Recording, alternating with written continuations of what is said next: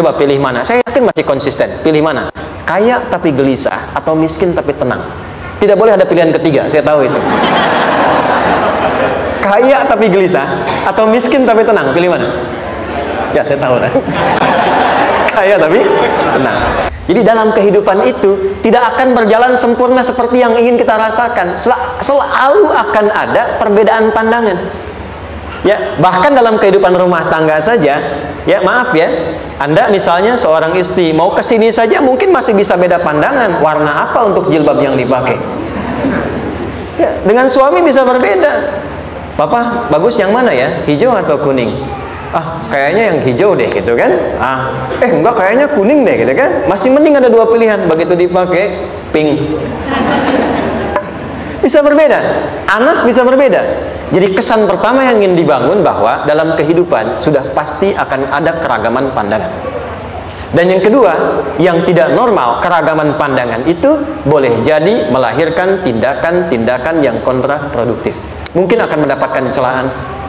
Allah dicela, malaikat dicela, Rasul dicela, Nabi dicela, sahabat dicela, tabi'in dicela, ulama dicela. Kita siapa yang mungkin belum menjadi bagian dari orang-orang itu dan ingin bebas dari celaan? Itu mustahil. Jelas sampai sini? Jadi kalau mendapatkan celaan, berbahagialah, berarti kehidupan kita normal. Jelas? Pernah mendapatkan celaan dalam hidup? Halo? Pernah disoal oleh orang lain? Pernah direndahkan oleh orang lain? Nah, Allah tuh memberi kesan kepada kita, jangankan engkau, Rasul yang paling mulia saja pernah mendapati itu. Tapi bagaimana seni mendapatkan ketahanan sehingga dalam dicela pun tetap tenang, dalam disoal pun tetap hatinya nyaman. Karena ketenangan itu yang membawa pikiran tenang dan tindakan yang terukur. Dan kadang-kadang ketenangan itu lebih penting bahkan dibandingkan dengan harta yang berlimpah. Seringkali saya berikan perbandingan dari sejak dulu kita belajar kan. Coba pilih mana? Saya yakin masih konsisten. Pilih mana? Kaya tapi gelisah atau miskin tapi tenang? Tidak boleh ada pilihan ketiga, saya tahu itu. Kaya tapi gelisah atau miskin tapi tenang? Pilih mana? Ya, saya tahu kan. Kaya tapi tenang. Oke, di fase ini wahyu belum turun. Nabi sudah ngajar, turun wahyu, turun ala-ala, turun beberapa surah. Tiba-tiba ada masa jeda, wahyu belum turun. Sepekan belum turun, sebulan belum turun. Disitulah muncul seakan ada amunisi bagi orang-orang yang tidak senang dengan Nabi, tidak senang dengan ajakan Nabi pada kebaikan. Ini poin yang kedua. Kalau Anda berbuat baik, pasti ada tantangan. Ingat ya, kalau Anda berbuat baik, apapun itu, pasti ada tantangan. Yang menguji konsistensi kebaikan itu apakah serius untuk dilakukan atau tidak. Maka mulai muncul tuduhan. Lihatlah, Muhammad dari ditinggalkan sama Tuhannya. Itu Muhammad udah gila tuh, naik turun bukit, naik turun lagi, kayak orang bengong. Muhammad udah ada beban di pundaknya. Jangankan umatnya, Rasulnya saja yang mengklaim Rasul punya masalah katanya, ya kan? Dan ditinggalkan Tuhannya, kok masih mau ikut Muhammad? Maka dalam keadaan itulah kemudian ditunggu, naik turun, turunlah kemudian dua surah sekaligus, surah 93, surah 94, yaitu surah Ad-Duha dan Al-Insyirah. Nih. Oke. Ini materinya dahsyat ya, penting sekali, saking pentingnya ini cepat habis tuh. Bismillah. Sekali lagi. Jazakallah khair. Lebih kelihatan ya. Baik, yuk pelan-pelan. Jadi turunnya surah Ad-Duha dan surah Al-Insyirah, hikmahnya satu atau fungsinya satu, memberikan petunjuk bagaimana mengatasi satu persoalan sesulit apapun, tapi masih dapat menghadapinya dengan keadaan yang tenang. Satu surah ini atau dua surah ini diturunkan untuk membimbing setiap hamba menuju kepada ketenangan hati. Dua, membangun kekuatan mental sehingga dalam situasi apapun dia tetap kuat mengatasi berbagai persoalan kehidupan. Nanti terapannya banyak, di bisnis ada. Nanti saya turunkan contohnya. Kadang-kadang ikut tender, sudah bagus, sudah menang, tapi proyeknya diambil orang. Ada yang begitu? Nanti ada ayatnya, ada. Nanti kita turunkan. Udah siap-siap, kan, pengen melamar, ternyata keduluan orang, gitu kan? Udah siap-siap, pengen dapat ini, mau lulus, ternyata nilainya nggak seperti yang diharapkan. Muncul, ada, selalu ada demikian. Nanti kompleksitasnya banyak. Tapi dua surah ini, kalau kita bisa kuasai artinya dengan baik, pahami dengan benar, maka akan ada sesuatu yang beda yang terasa dalam jiwa kita dan kesiapan mengatasi setiap persoalan dalam kehidupan. Yuk kita baca dulu ya, supaya dapat keberkahannya dari dua surah ini. Saya bacakan, Anda ikuti ya. A'udzu billahi minasy syaithanir rajim.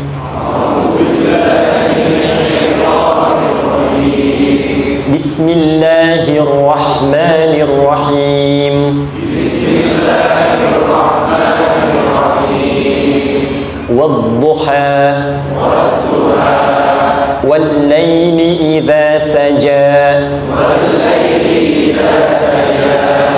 ma wadda'aka rabbuka wa ma qala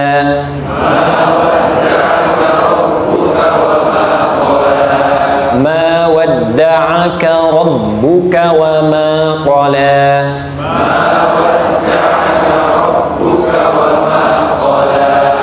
walal akhiratu khairul laka minal ula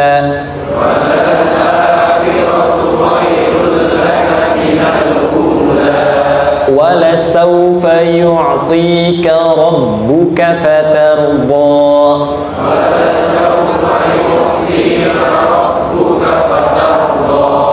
alam yajidka yatiman fa'awa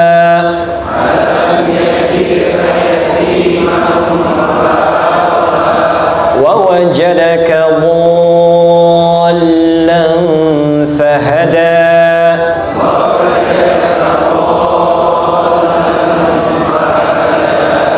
ووجدك عائلا فأغنى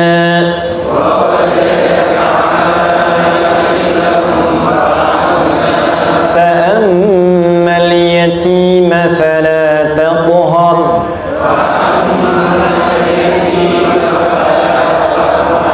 وأما السائل فلا تنهر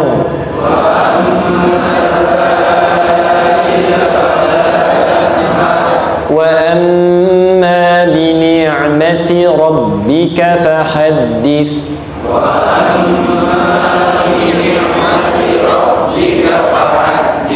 Baik, satu surah dulu, alhamdulillah. Izin saya bacakan tadi untuk diikuti supaya setidaknya kalau kita pulang dan ditanya bagaimana hidupmu engkau jalani, seperti apa engkau berinteraksi dengan Quran yang telah aku turunkan, maka kita pernah menjawab, ya Allah, kami pernah bacakan itu. Jangan pernah kita berkehidupan sampai wafat dan tidak pernah berinteraksi dengan Quran walaupun sekedar membacanya.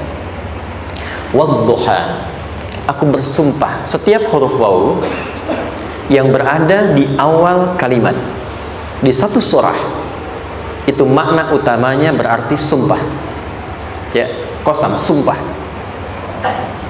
Seringkali diartikan demi, ya. Wal asri, demi masa. Wal fajri, demi waktu fajar. Wal laili, demi malam. Intinya sumpah. Sebentar, pelan-pelan. Kalau Allah menyampaikan sesuatu kepada kita, yakin tidak? Saya ulang, yakin tidak? Serius?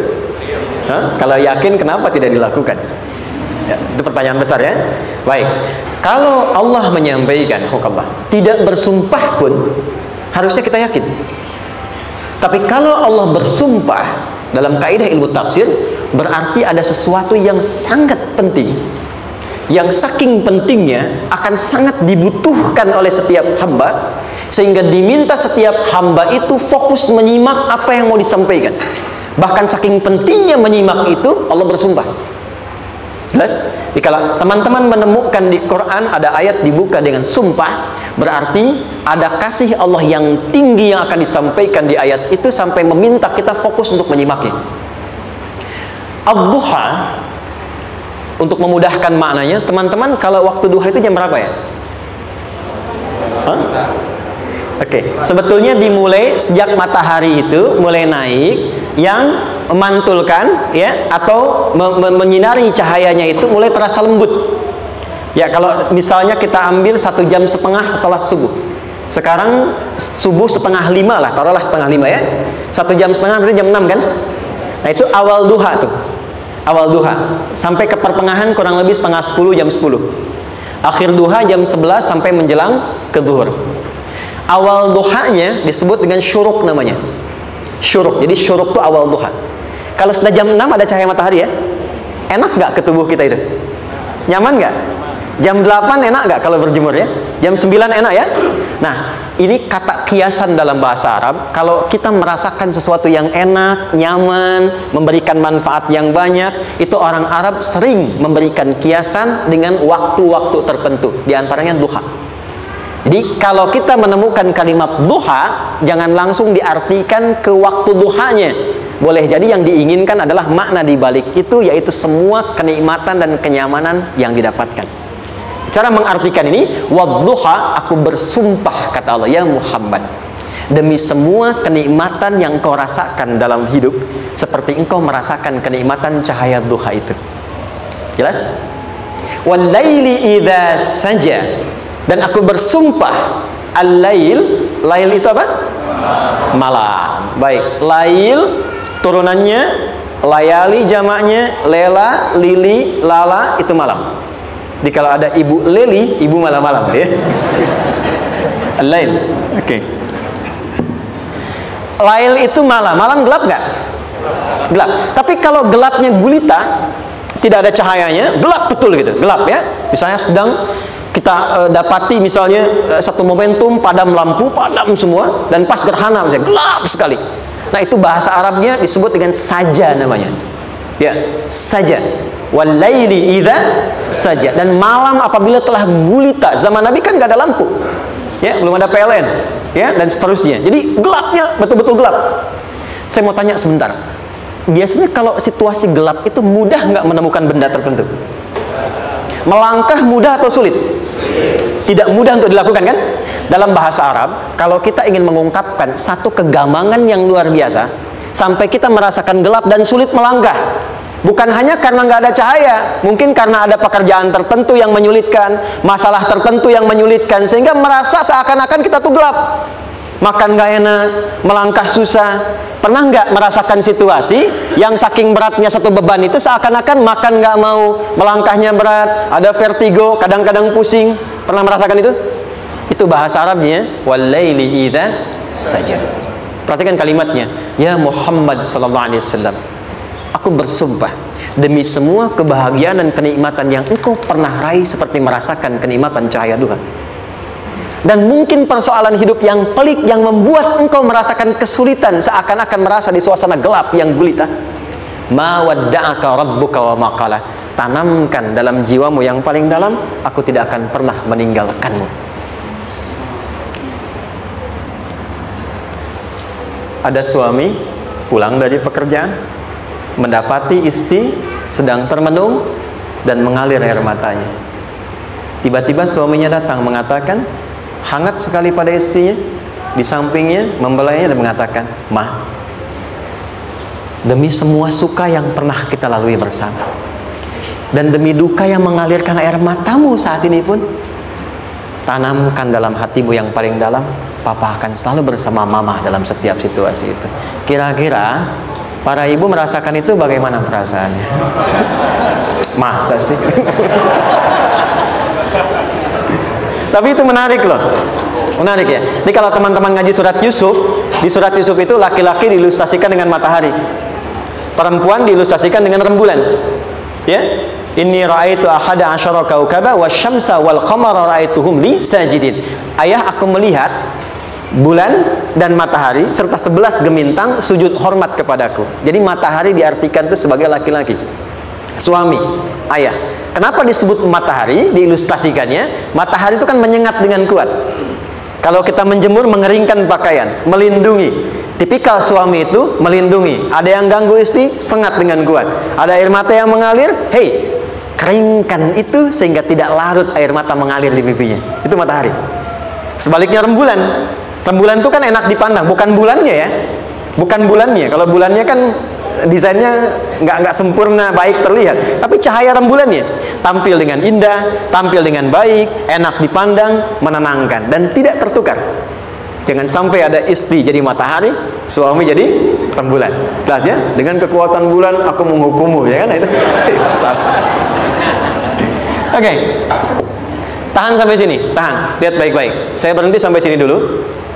Kalau di Quran ada ayat menyebutkan, tidak spesifik orang yang disebutkan dan kapan kejadiannya, maka peristiwa itu akan terjadi dan dialami oleh kemungkinan generasi berbeda di setiap masa dengan tokoh berbeda tapi perasaan yang serupa. Sebaliknya, kalau disebutkan namanya, jelas identitasnya, kapan kejadiannya, maka peristiwa itu hanya akan menimpa orang tersebut dan tidak akan dialami lagi orang lain setelahnya. Saya tanya dulu yang akhwat, yang perempuan, kenal Maryam? Kenal, bagus. Kenal di mana? Maryam anaknya Imran, mengandung, melahirkan Isa alaihissalam, Yesus Mesias, tanpa disentuh laki-laki manapun. Dan di Quran identitasnya disebutkan langsung, Maryam binti Imran, wa Maryam ibnata Imran. Ini menunjukkan kesan bahwa yang mengandung dan melahirkan tanpa disentuh laki-laki manapun, itu hanya Maryam anaknya Imran. Ingat ya, mengandung, melahirkan tanpa disentuh laki-laki manapun. Bukan mengandung, melahirkan tanpa suami. Kalau itu banyak dia. Ya, mengandung, melahirkan tanpa disentuh laki-laki manapun. Hanya Maryam binti Imran. Tapi kalau nggak disebutkan siapa orangnya, kapan kejadiannya, tidak detail disebutkan, ini artinya situasi itu akan dialami kembali oleh orang di masa depan dengan generasi yang berbeda, tapi substansi yang sama. Pertanyaannya, pernahkah kita mengalami situasi yang sulit sampai seakan merasa gelap? Nah, baik, maka adab yang pertama, jika mengalami situasi seberat apapun dalam berkehidupan, maka dekati Allah subhanahu wa ta'ala. Ini awalnya, dekati Allah. Apalagi kalau ada yang mengatakan, ini nggak mungkin, ini nggak akan terjadi, ini nggak bisa. Kalau sudah ada tanda seperti itu tanda langsung dari Allah, supaya Anda diminta langsung mendekat kepada Allah dan tinggalkan semua makhluk. Karena Allah hanya akan mengabulkan langsung kepada Anda tanpa perantara siapapun. Itu yang terjadi pada Nabi Zakaria. Ini nggak mungkin, ini mustahil. Maka beliau langsung memohon kepada Allah dan langsung menyebutkan, ya Allah, saya minta darimu saja, tidak dari yang lain. Maka dikabulkan seketika. Jadi yang pertama, jika punya kesulitan sebesar apapun, seberat apapun, cepat dekati Allah. Maka di situ akan dijawab langsung oleh Allah, ma wadda'aka rabbuka wa ma qala. Hambaku, sepanjang engkau mendekat kepadaku, maka yakinkan dalam dirimu, situasi apapun yang kau rasakan, aku tidak akan pernah meninggalkanmu. Sudah? Satu? Paham sampai sini? Oke. Pelan-pelan ya. Saya belum bicara caranya. Saya baru bicara di awal motivasinya. Dekati Allah dulu, nanti caranya didetilkan di surah Al-Insyirah. Teruskan. Ma wadda'aka rabbuka wa ma qala. Walal akhiratu khairul laka minal. Perhatikan. Hei, seberat-berat bebanmu saat ini, ingat, satu saat akan tuntas. Dan ini pun ujian. Kalau sudah meninggal, nggak ada ujian lagi. Dan nanti kehidupan yang sekarang, apapun yang kau pertentangkan, perdebatkan, perselisihkan, itu semua akan ditinggalkan. Jadi ternyata Allah mengungkap hakikat kehidupan dunia. Apapun yang diperselisihkan, tuh unik ya. Orang berselisih pada yang akan ditinggalkan. Aneh nggak? Ada orang berebut makanan, kan? Rebutan sampai berkelahi dan sebagainya. Pada akhirnya, makanan yang diperebutkan itu pun akan ditinggalkan. Yang ini meninggal, itu meninggal. Jadi memperebutkan sesuatu yang pada akhirnya akan berakhir.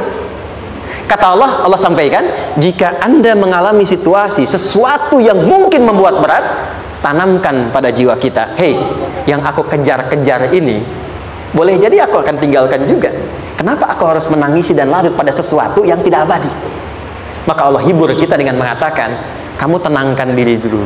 Semua yang kamu pikirkan sampai membuat kamu berat begini, pada akhirnya kamu tinggalkan, dan yang abadi itu akhirat. Walal akhiratu khairul laka minal. kedua, pelan-pelan sikapi setiap masalah dengan proporsional. Jangan terlalu larut dalam sesuatu. Dapat job satu, pengen, udah siap, kontraknya besar, tiba-tiba hilang. Dipikirin, Anda mikirkan itu pun nggak akan balik. Proporsional aja dulu. Ya, nanti caranya akan turun nanti di Al-Insyirah. Tenangkan diri dulu. Prasangka baik kepada Allah Subhanahu wa taala. Boleh jadi apa yang Allah ingin berikan sebagai pendahuluan sekarang belum sampai kepada kita karena Allah menyiapkan yang lebih baik di balik itu. Kita belum tahu ada apa di balik itu sehingga kita tidak dapatkan itu. Sehingga kemudian Allah katakan walal akhiratu khairul laka minal ula. Teruskan wala saufa yu'tika rabbuka. Pelan-pelan, orang yang punya sikap seperti ini itu cenderung lebih dekat mendapatkan ridha Allah dibandingkan dengan orang-orang yang larut dalam kesulitan. Orang yang move on dengan setiap persoalan dalam kehidupan, cepat berpikir secara proporsional, tidak menggantungkan hidupnya pada persoalan tertentu sehingga membuat dia menjadi beban, itu lebih mendekatkan dirinya kepada ridha Allah dibandingkan dengan orang yang meratapi persoalan hidupnya. Ya. Pelan-pelan. Jadi spiritnya, kalau punya masalah apapun, jangan dilarutin terus. Gak usah diratapi, cepat move on. Berpikir lagi, rencanakan lagi. Nanti, detailnya ada di Al-Insyirah. Tapi poin besarnya, janji Allah mengatakan, kalau Anda bisa move on, proporsional, maka yang dijanjikan oleh Allah, di situ Allah percepat datangnya ridha Allah Subhanahu wa taala. Kalau ridha Allah sudah datang, maka akan dua yang diberikan. Pertama kali, ketenangan di dalam jiwa, dan yang kedua, kemampuan untuk berikhtiar lebih baik mencapai apa yang diinginkan. Satu, kalau ridha Allah sudah diberikan pada seorang hamba, yang pertama diberikan ketenangan dalam jiwa. Bukan dunianya dulu. Bukan apa yang Anda ingin harapkan dulu. Pengen sesuatu, ya, pengen materi, pengen kedudukan, pengen lulus anaknya ujian, kan? Tiba-tiba terjadi sesuatu, diratapin, alih-alih meratap, alih-alih membuat status, alih-alih menyulitkan diri, kata Allah, terima dulu proporsional. Setelah itu dekatkan diri kepada Allah, turun ridha Allah. Begitu turun, yang pertama diberikan ketenangan kepada hati. Tenang dulu. Kalau sudah tenang, nanti dibimbing menyelesaikan apa yang sedang dihadapi itu. Itu poin yang ketiga. Pelan-pelan. 4. Kita masuk ke detail sekarang. Perhatikan baik-baik. Ini yang paling menarik. Alam yajidka yatiman fa'awa. Muhammad SAW, bukankah dulu engkau yatim, punya banyak masalah? Aku selesaikan juga. Ayahmu meninggal sebelum lahir, ada ibu. Ibu meninggal, ada kakek. Kakek meninggal, ada paman. Ya kan? Ada teman yang menemani Sayyidah Khadijah, teman yang setia, semua kebutuhan tersedia. Artinya apa? Perhatikan baik-baik. Kalau Anda punya masalah sekarang, jangan sampai melupakan yang dulu-dulu pun pernah tuntas Allah selesaikan. Jadi kalau sekarang sedang punya persoalan, jangan sampai satu masalah ini membuat Anda kehilangan harapan dan kehidupan. Sementara Anda sadar, dulu pun banyak masalah kok selesai juga. Kenapa dengan yang satu ini kita harus jatuh? Sekarang usia berapa? 20, 30, 40, 50. Sekarang usia 50 tahun, ada masalah, baru 5 menit datang, sudah merasa jatuh. Yang 50 tahun ke belakang yang banyak selesai itu kita nilai atau tidak? Maka kata Allah, seperti yang dulu pernah aku selesaikan ribuan masalah itu, yang sekarang pun mudah aku tuntaskan. Jelas? Nah, secara psikologi, orang-orang yang selalu bertindak seperti itu akan selalu punya harapan lebih tinggi untuk menyelesaikan persoalannya. Jadi kalau sedang punya masalah, pikirkan yang dulu juga selesai, masa yang sekarang nggak selesai. Itu prinsipnya. Secara psikologis demikian. Jelas ya? Oke. Wa wajadaka dhallan fahada. Muhammad, dulu engkau pernah mengalami melihat masyarakat banyak berbuat yang tidak baik, aku berikan petunjuk. Kuncinya fahada di situ. Orang yang punya motivasi kuat dan keyakinan untuk bisa menyelesaikan persoalannya, maka dia akan lebih cepat mendapatkan petunjuk Allah untuk mendapatkan solusi terbaik. Ada sini. Saya agak cepat ya, mohon izin. Wa wajadaka 'ailan fa'aghna. Bahkan, maaf, bukan sekedar selesai, kalau perlu saya bikin kaya, kata Allah. Aghna itu kalau ilmunya luas. Kalau harta, hartanya banyak. Kalau kedudukannya tinggi. Hei, engkau yang sedang mengejar kedudukan, aku tahan sebentar karena ada yang nggak bagus untukmu di sini. Tapi kalau kamu terima, aku angkat itu lebih daripada apa yang kamu harapkan. Kamu pengennya bintang 2, aku naikkan sampai bintang 4. Kalau perlu 5 sekalian. Hei, kamu yang ingin kampus di sini, aku tahan. Bahasa kamu nggak lulus, kamu nangis, kamu mengadu, kamu datang pada orang tuamu. Orang tua mulai protes, mulai curhat macam-macam. Terima dulu. Mungkin di sini ada yang tidak baik, seperti doa ibumu yang sering memohon, ya Allah, jangan sampai anakku berbuat yang salah, jangan sampai terjebak narkoba, jangan sampai terbawa tawuran. Di sini ada yang kurang tepat untukmu. Kalau kamu rida, kamu terima, kamu proporsional, bahkan aku pindahkan ke kampus yang lebih baik yang tidak kamu bayangkan sebelumnya. Di orang-orang yang selalu menerima apa yang Allah ujikan dan ridha dengan itu, maka Allah akan angkat derajatnya bahkan melebihi ekspektasi dirinya. Paham? Kalau sudah seperti itu, maka lihat ujung ayatnya. Lihat ujung ayatnya. Fa ammal yatima fala taqhar. Hei, maka jangan pelit berbagi kepada orang lain. Share. Kalau sudah sukses, share. Berbagi, bukan hanya materi, bagi ilmunya, ya, bagi kebahagiaannya. Wa ammas sa'ila fala tanhar. Jangan sampai nunggu orang minta. Kalau lihat ada kawan yang butuh, sekarang Anda sukses, tapi boleh jadi kesuksesan Anda itu tangganya dari teman-teman Anda. Kalau sudah teraih ke atas, lihat lagi anak tangganya ke bawah. Ajak teman, jangan ditunggu minta. Ajak, bawa dia, berikan peluang. Jangan sampai dia minta, apalagi Anda bentak-bentak. Aku kan yang dulu bantu kamu. Jangan sampai keluar kata-kata itu. Kamu bisa naik di atas karena aku kan yang dulu bantu kamu. Kamu bisa jadi pemeran utama karena aku yang rekomendasikan, karena aku yang dorong kamu. Misal, jangan sampai keluar kata-kata itu. Apalagi langsung keluar, tidak, ini karena ilmuku saja misalnya. Kalau itu bisa dilakukan dengan baik, lihat ujungnya. Wa amma bi ni'mati rabbika fahaddits. Maka semua nikmat yang dirasakan akan mudah untuk diimplementasikan dan disyukuri. Jadi semua nikmat itu bukan cuma dirasakan. Jadi membagi semua nikmat itu adalah rasa terbaik untuk menikmatinya. Maaf ya, Anda kalau punya makanan, dimakan sendiri. Dengan dibagi sama-sama, kira-kira rasa nyamannya yang pertama atau yang kedua? Kedua. Makan sendiri, enaknya sendiri kan? Tapi ketika ada teman berbagi dan tahu, oh enak ya, nyaman ya, ada kebahagiaan, ada ngobrol, ada tertawa, ada kebersamaan, itulah inti nikmat yang sesungguhnya. Wa amma bi ni'mati rabbika. Ternyata masalah yang diberikan bukan ingin memberikan beban, tapi ujungnya, endingnya, supaya Anda bisa mendapatkan nikmat berkualitas yang bisa dibagi. Lihat surat Ad-Duha itu jangan cuma lihat awalnya, lihat ujungnya. Ternyata ketika seseorang mendapat masalah, seberat apapun, itu bukan ingin membebani, tapi ingin meningkatkan kualitas hidupnya supaya mendapatkan nikmat yang lebih besar dan merasakan nikmatnya itu dengan berbagi. Itu poin. Jadi kalau sampai sini kita paham dan kita beri nama misalnya dengan fikih ujian. Jadi kalau desain ujian ini sistematikanya kita pahami, maka tidak ada alasan untuk mengeluhkan persoalan. Jadi melihat masalah itu bukan sebagai beban, pada akhirnya melihatnya sebagai tangga untuk mencapai kebahagiaan. Jelas sampai sini? Baik, kalau sudah seperti ini, ingin punya masalah atau tidak ingin punya masalah? Tidak. Ingat ya, jadi kalau anak pulang bawa masalah, dilihatnya jangan beban. Oh, Allah ingin menaikkan kualitas pada anak saya, yang dengan itu menjadikan ia mendapatkan nikmat yang belum pernah didapati. Kalau rumah tangga sedang ada masalah, jangan banyak diperseterukan, tapi direnungkan sejenak. Oh, Allah ingin meningkatkan kualitas rumah tangga ini, sehingga kita bisa mendapatkan nikmat yang tidak pernah didapati sebelumnya. Makanya nikmat berumah tangga itu yang terbesar selalu bertambah ketika menyelesaikan masalah. Silahkan cek. Kalau sedang ada masalah berseteru kan, tapi setelah selesai kan jadi lebih nikmat ya. Ya, lebih senang lagi, lebih cair lagi, lebih bahagia lagi, lebih mendukung lagi. Ternyata ada nilai-nilai kebaikan yang tersimpan yang belum disadari sepenuhnya. Pertanyaannya, kadang-kadang mudah diucapkan tapi tidak mudah mempraktekkan.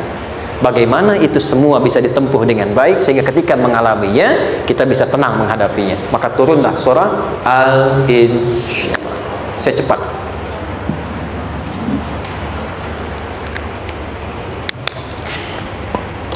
Teman-teman, ini apa? Kelas ya? Baik, pelan-pelan sedikit. Oke. Kira-kira volumenya besar kecil? Kecil ya? Baik. Kalau saya bandingkan dengan gayung, volumenya besar mana? Gayung ya? Baik. Kalau ini saya perlebar, sehingga bisa memasukkan apapun ke dalamnya, itu bahasa Arabnya disebut dengan insyirah namanya. Jelas? Meluaskan sesuatu sehingga terlihat lapang, sehingga memudahkan setiap hal masuk ke dalamnya. Itu insyirah namanya. Surah ini diberi nama dengan surah Al-Insyirah, yang berarti sesuatu yang lapang, yang tenang, yang nyaman. Yang diharapkan dengan keadaan hati yang lapang, nyaman, tenang itu, segala persoalan yang dihadapi dalam kehidupan akan mudah diterima dan tidak berdampak besar dalam menyikapinya. Maka bagaimana kemudian Allah memberikan turunan-turunan petunjuk supaya apa yang diharapkan ini bisa tercapai? Satu, izin mengilustrasikan. Saya kasih cerita sebentar. Ada seorang anak muda, kisah ini sangat viral, hampir setiap kita bisa mendapatinya. Datang kepada seorang kakek tua di sisi danau yang jernih sekali airnya. Dia berkeluh kesah tentang persoalannya. Dia katakan, saya punya masalah begini. Berat sekali terasanya. Kakek itu kemudian permisi, dia hanya membawa 2 genggam garam. Kemudian beliau bawa 1 gelas, ilustrasinya seperti ini. Dimasukkanlah kemudian garam itu ke gelas itu. Lalu diambil 1 gelas air yang jernih tadi dengan garam segenggam. Kata beliau, minum. Pemuda itu mengatakan, wah asin, minum aja dulu. Lalu ketika diminum, langsung ditumpahkan. Dia muntahkan, asin katanya. Lalu setelah itu kakek yang tadi melepaskan segenggam sisanya, dilempar ke danau tadi yang luas. Lalu diambil lagi dengan gelas yang sama. Sekarang minum. Bagaimana rasanya? Segar, enak, nyaman. Itulah hatimu. Kalau hatimu sempit sesempit gelas ini, maka masalah sekecil apapun akan selalu menghadirkan kesulitan seperti engkau menelan garam tadi. Tapi kalau hatimu luas, sebesar apapun masalah, tidak akan pernah berdampak pada dirimu kecuali engkau mampu menyusun rencana untuk mengatasinya. Kelapangan hati yang membuat diri kita mampu menerima persoalan apapun, itu yang disebut dengan insyirah. Makanya dulu tahun 90-an ada sinetron Hati Seluas Samudra gitu ya. Saya pernah tahu itu. Sama anaknya diapa-apain juga, oh masih aja ya menerima gitu. Dulu siapa ya? Jeremy Thomas dan lain-lain ya. Saya kira ada itu. Ya, saya kira itu ya. Saya pernah lihat sejenak ya. Saya jarang-jarang nonton gitu. Pernah lihat aja. Saya senang riset. Jadi kalau riset itu ada riset dakwah, ada riset materi. Saya teman-teman yang musik gitu ya, saya tidak terlalu dekat dengan musik karena saya di Quran gitu. Tapi untuk mengetahui hukum musik itu bagaimana, saya riset. Sampai ke notasi saya tahu. C, D, F, G, A, B, C, G, A, B, C, D, F, G, D, F, G, A, B, C, D, A, B, C, D, F, G, A, F, G, A, B, C, D, E, B, C, D, E, F, G, Ais, B, F, G, Ais, B, C, D, Ais, Fis, C, D, Ais, B, G, Ais, B, Cis, gitu kan ya? Ya, tapi kalau diminta piano, gitar, ini saya nggak bisa. Ya, tapi untuk menentukan hukum, nah kita bisa paham gitu. Misalnya boleh nggak baca Quran pakai langgam Jawa gitu kan? Nah hukumnya apa? Nanti dari teori itu muncul. Ya, paham ya? Nah, oke, balik sini. Perhatikan baik-baik. 1, saya agak cepat. Ini ditafsir langsung turun Al-Insyirah. Yang pertama, alam nashrah laka sadrak wa wada'na anka wizrak alladhi anqadha dhahrak. Tahan sampai sini dulu, 3 ayat. Saya mulai dari ayat kedua dan ketiga. Perhatikan baik-baik. Wa wada'na anka wizrak alladhi anqadha dhahrak. Artinya apa? Artinya satu beban yang diletakkan di pundak yang berpengaruh kepada semua bagian tubuh. Kita pernah melakukan atau melihat yang angkat beban ya? Beban kan semakin berat diangkat, semakin terasa ke bagian-bagian tubuh ya, ke semuanya. Nah, itu namanya wizrak alladzi anqadha dhahrak. Beban yang dipikul yang berat sekali sampai semua merasa. Makanya jadi satu ungkapan dengan mengatakan dia sedang memikul beban yang sangat berat. Sampai kepalanya pusing, tidur nggak nyaman, miring kanan, miring kiri. Itu namanya ya alladzi anqadha dhahrak. 1. Saya percepat, akan ada satu masa dalam hidup setiap hamba merasakan satu persoalan yang seakan-akan beban berat yang dipikul sampai merasa kesulitan dari ujung kepala sampai ujung kaki? Siapapun itu. Jujur ya, setiap kita tanyakan pada diri sendiri. Setiap kita yang ada di sini, saya yakin pasti pernah atau bahkan akan mengalami satu peristiwa yang merasakan beban berat sampai seakan-akan ujung kepala sampai ujung kaki merasakan sakitnya. Ada yang sudah mengalami atau bahkan nanti akan ada yang melalui. Perhatikan baik-baik. Teruskan ayatnya. Wa rafa'na laka. Perhatikan. Kalau ada yang sedang merasakan itu, yakinlah kata Allah, pada saat itu sesungguhnya Allah sedang mengangkat derajatnya dan meningkatkan kualitas hidupnya untuk mencapai sesuatu yang istimewa yang belum pernah diraihnya. Dari sini kita buat persamaan ujian. Tadi kan berbanding lurus dengan harapan, banding lurus dengan solusi nanti pada akhirnya. Fokus. Lulus di sini, insya Allah setiap persoalan akan lebih mudah untuk diatasi. Ujian, seberat apapun yang sedang kita alami, tidak akan pernah diberikan kepada kita oleh Allah, kecuali ternyata hikmahnya untuk mengabulkan harapan-harapan besar yang sebetulnya kita mintakan. Jujur ya, setiap kita kan sering punya permohonan ya, sering berdoa ya. Ya Allah, minta ini, minta itu, minta ini, minta itu, gitu kan? Nah, cara Allah mengabulkan harapan kita itu, yang pertama, jalurnya lewat ujian. Karena semua kesuksesan itu desain dasarnya adalah melewati ujian. Coba, anak-anak kita yang sedang sekolah itu, apa mungkin diwisuda dengan penuh kebahagiaan kalau nggak mengalami ujian? Lewat ujian dulu kan? Dia belajar dulu, ujian dulu, ngatasin soal dulu, lulus, baru wisuda.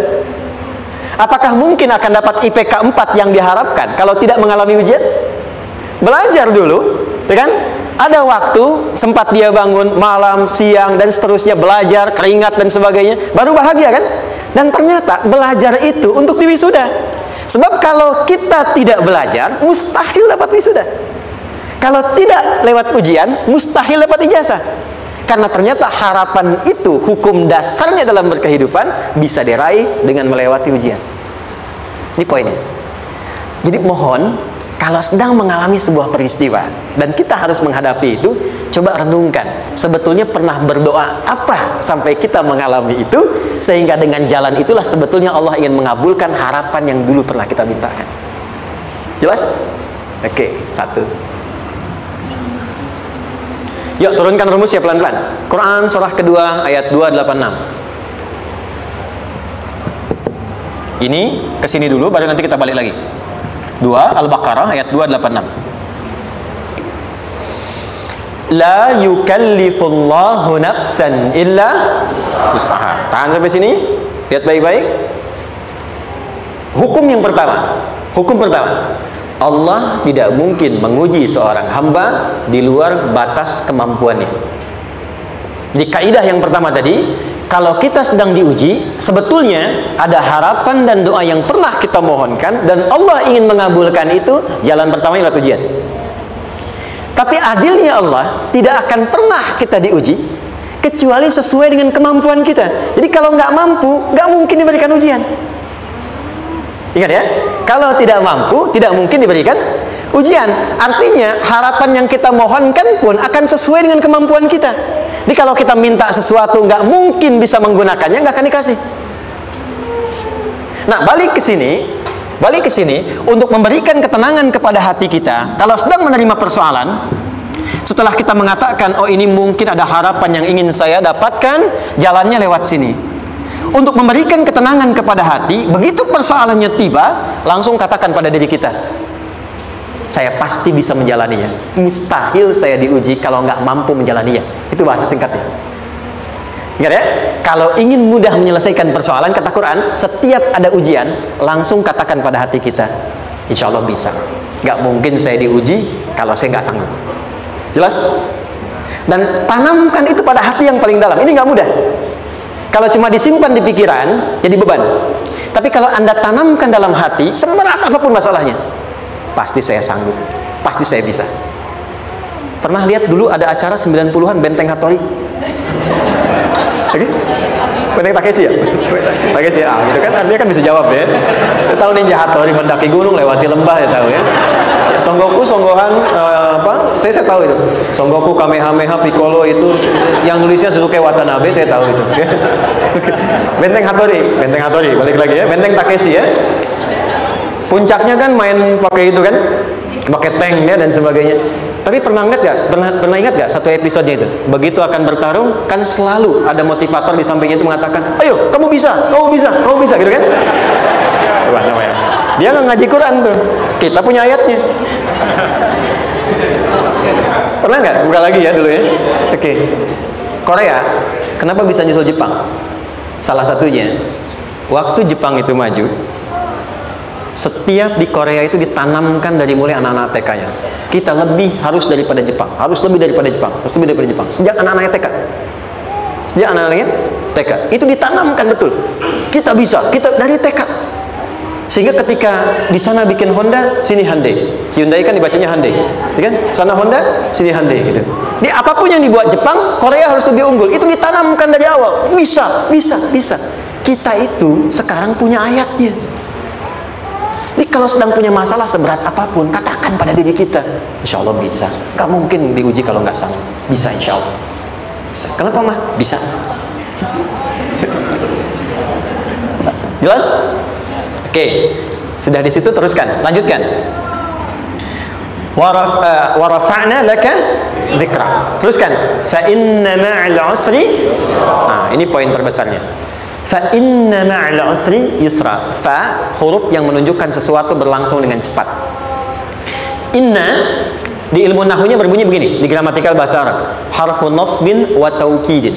Tansibul isma wa tarfa'ul khabara. Mabniyun 'alal fathi la mahalla lahu min al-i'rabi. Paham? Tidak. Inna huruf yang digunakan untuk menguatkan informasi agar ditancapkan ke dalam hati sekuat-kuatnya dan jangan pernah ragu. Jadi kalau orang Arab itu nancapkan tongkat begini dan kuat, tidak goyah, itu nasab namanya. Nasabar rajul asam fil ardi. Inna ini harfu nasab. Jadi kalau ada di Quran dibuka informasinya dengan inna, maksudnya begini, hei, tancapkan informasi dalam hatimu dengan kuat, jangan pernah ragu. Yakinkan pada dirimu. Apa yang harus diyakinkan? Ma'al usri yusra. Inna ma'al usri yusra. Usrun sama dengan yusrun. Lari ke sini. Oke. Apa artinya usrun? Sulit. Oke. Sulit itu ada dua. Ada sa'bun, ada usrun. Kalau kesulitan yang relatif, kata si A sulit, si B mudah, itu sa'bun namanya. Contoh, kata si fulan bahasa Jepang susah, padahal kata yang lain tidak. Saya ke Jepang, anak-anak kecil begini bisa bahasa Jepang gitu kan, bagi mereka mudah gitu ya, saking mudahnya gitu. Kata shiwa gitu, anak-anak kecil bagi mereka mudah, bagi kita belum tentu.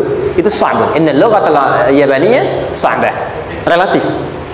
Tapi kalau kesulitan yang sifatnya mutlak, semua orang mengatakan sulit. Maaf, bawa mobil sulit atau mudah? Bukan mengendarai ya, bawa mobil, bawa.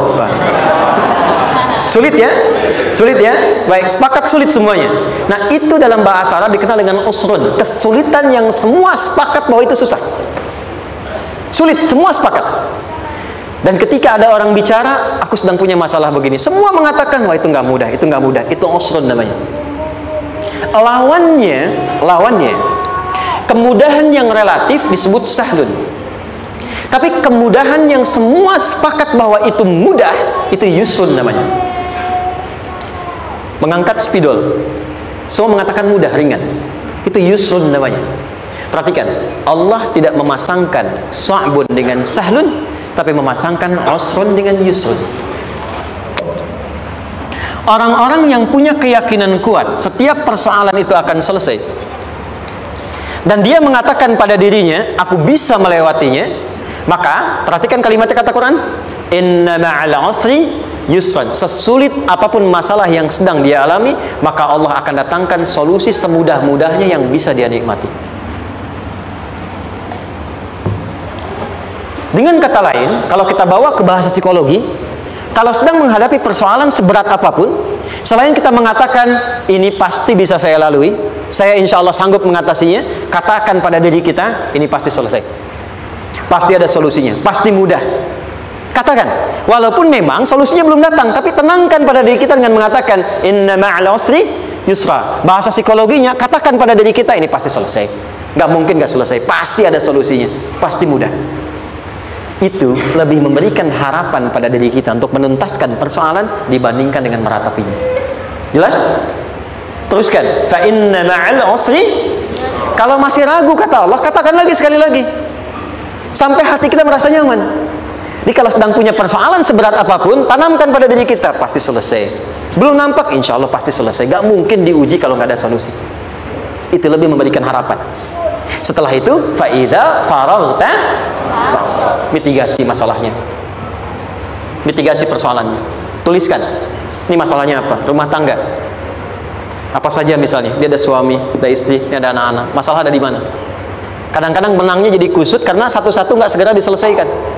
Maka kata Al-Quran, fa idza faraghta, satu-satu mitigasi dulu. Satu masalah di sini, lihat di suami, lihat di istri. Kalau pekerjaan, masalahnya apa? Sebelum bercabang kemana-mana, petakan. Apakah rekanannya? Apakah relasinya? Apakah kemampuannya? Apakah manajerialnya? Apakah marketingnya? Mitigasi, kotaki semua, selesaikan satu-satu. Setelah itu, apa yang dilakukan? Wa ila rabbika, tawakal sepenuhnya kepada Allah untuk menentukan hasilnya. Tawakal itu yang paling mahal.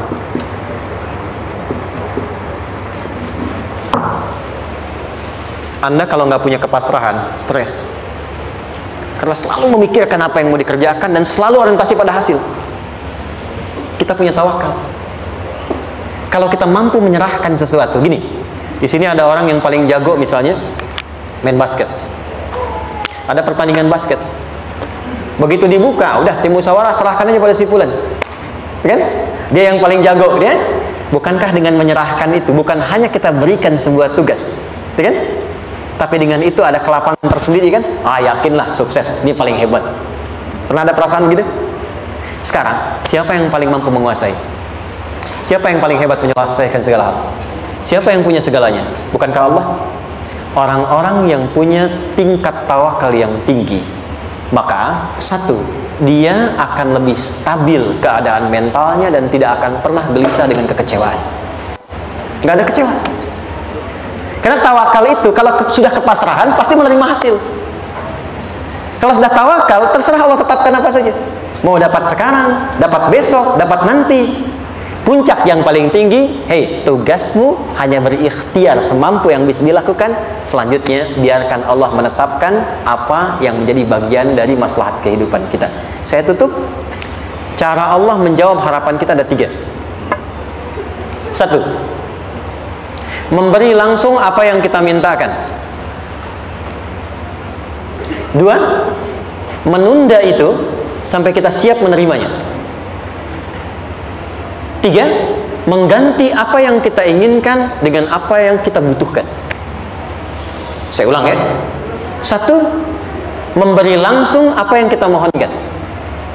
Misal, ya Allah saya ingin A misalnya, anak saya pengen ke ITB. Tapi nggak mungkin tiba-tiba langsung masuk ITB kan? Pasti lewat ini dulu kan? Ada ujian dulu, ikut tes dan seterusnya diterima sesuai. 2. Kadang menunda sesuatu sampai dia sanggup menjalaninya. Anda punya anak usia 5 tahun, pengen diberikan motor. Anda mampu untuk memberi motor, dikasih nggak? Tidak. Sampai dia sanggup mengendarai motor, baru Anda berikan. Terkadang ada yang kita minta sekarang tidak didapati sekarang, tapi ternyata tahun depan kita dapat. Kita harus sadar bahwa anugerah yang kita dapatkan tahun depan itu sebetulnya adalah hasil doa kita di tahun ini. Pernah dengar nggak kisah viral? Nabi itu berdoa baru dikabulkan setahun setengah, setahun 6 bulan. Padahal itu Nabi loh. Kiblat pertama kita kemana? Palestina kan? Baitul Maqdis kan? Nabi berdoa, mohon terus nengok ke langit. Al-Baqarah 144, minta, jawabannya turun setelah setahun setengah, setahun 6 bulan. Ada yang mengatakan di tafsir setahun 8 bulan, baru dikabulkan setelah setahun setengah. Padahal kurang soleh apa Nabi? Nabinya siap, mungkin umatnya yang belum siap. Nabinya siap, tapi ada tantangan di masyarakat yang tidak mudah, yang mungkin bisa meruntuhkan dakwah. Baru dikabulkan setahun setengah, ketika semua umatnya sudah bisa siap menerima itu. Boleh jadi apa yang diminta orang tua sekarang, terkabulnya mungkin belasan puluhan tahun pada anaknya yang nomor sekian. Tahu Imam Syafi'i? Imam Syafi'i itu kan nama aslinya Muhammad, bapaknya Idris, kakek yang ke atas yang ketiga namanya Syafi'i. Kenapa disebut Imam Syafi'i? Dinisbatkan pada kakek yang ke atasnya. Ternyata kakeknya ini seorang ulama besar, saleh, memohon kepada Allah, setiap di keturunannya ada yang bisa menggantikan lebih soleh, lebih baik lagi. Ternyata yang didapatkan bukan dari anaknya, tapi generasi keturunan yang kesekian. Anda belum sekarang bisa hafal Quran, misalnya Anda bermohon, berdoa, boleh jadi yang hafal mungkin bukan di anak, bisa di cucu, bisa di bagian keluarga yang lain. Maka terkadang tawakal itu tidak hanya memberikan hasil yang cepat, tapi memberikan keindahan yang terasa tertunda, tapi melengkapi kebahagiaan yang dirasakan. Penutupnya, boleh jadi minta ke ITB, diterimanya di Unpad. Minta motor, dapatnya mobil. Kalau itu senang luar biasa. Minta mobil, dapatnya motor, gitu kan? Ternyata kadang-kadang desainnya yang terakhir, saya tutup, Allah mengabulkan apa yang kita butuhkan, bukan apa yang kita inginkan. Anak Anda sakit, dibawa ke dokter, kata dokter jangan dulu makan jeruk.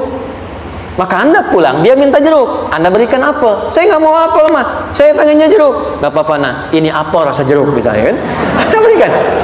Ternyata apa? Bukan ingin menyakiti dan tidak mengabulkan keinginan anak, tapi lebih memberikan apa yang dia butuh. Kadang-kadang maaf ya, teman-teman mintanya proyek A, udah capek di situ nggak dapat, dapatnya di yang lain. Teman-teman, itu Allah berikan sebetulnya hasil ikhtiar Anda yang sebelumnya, cuma dikasih yang lebih baik yang tidak Anda pernah bayangkan maslahat.